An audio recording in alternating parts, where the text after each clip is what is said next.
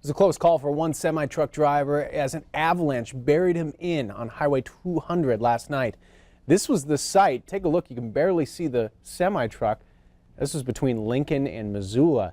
The driver was trapped in the front cabin of the semi while rescuers worked to clear enough snow that they could even open the door.